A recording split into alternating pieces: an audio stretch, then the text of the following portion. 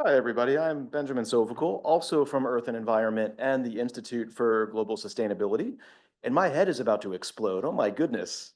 What fantastic research. And I think you're going to see a few other themes in my talk about really good geospatial data, as well as kind of really good new approaches to common problems. So mine is about electric vehicles. And perhaps unlike some of the other topics, I bet everyone here knows what an electric vehicle is.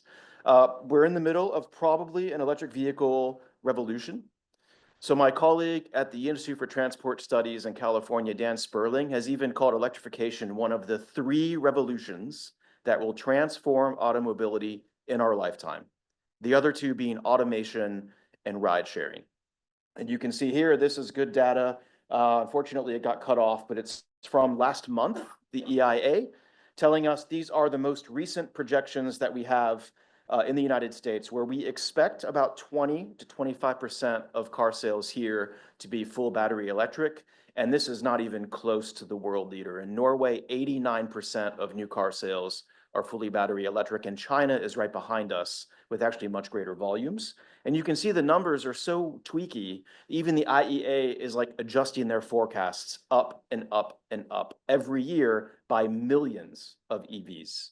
And to put this into perspective, two statistics that I find really mind-blowing. Number one, it took EVs about 22 years to go from their first 1,000 to their first million. It took a year to go to the second million and 3 months to go to the third million. To put it also into perspective, the International Renewable Energy Agency has predicted the number of EVs will grow from 1 million in 2015 to a billion in 2050. So from 1 million to 1,000 million in hopefully my lifetime.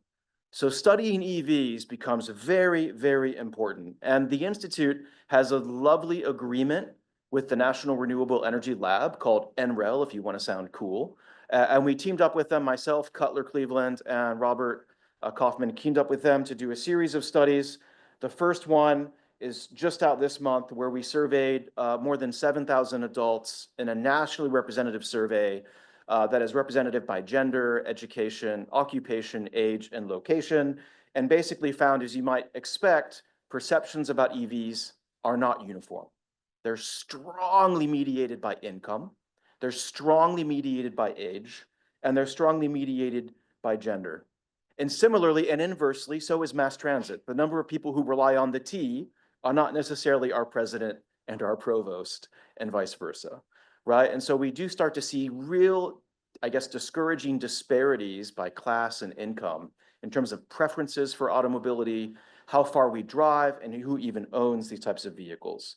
And you can also see here, this is really neat because it shows you perceptions by age and just how much they also differ across the cohort in terms of how people actually rank different attributes about why they may pursue or not pursue electric mobility. And then the second thing we did, and this is where Cutler and Robert come in, is we also did really sophisticated geospatial modeling of EVs to see if there are, in fact, racial disparities. Now, this study is really neat for two reasons. One, it goes beyond income to look at inequality. So we're trying to look here at like racial inequality. And in the paper, we designed something called the Racial Gap Index, which is much better than just a traditional Gini coefficient, because that treats inequality as income only. This starts treating it as more ethnic and racial. The other thing that's really neat is it isn't just about EV adoption, but also EV charging infrastructure. So it's the double nature of the dual mobility transition. And basically, as you can see here in the graph there, EV adoption has incredible racial disparities. And so does where we place charging infrastructure. It tends not to go into communities of color and not to go into communities that have lower incomes. So EV adoption may in fact perpetuate patterns of structural racism that we're actually trying to prevent. Thank you.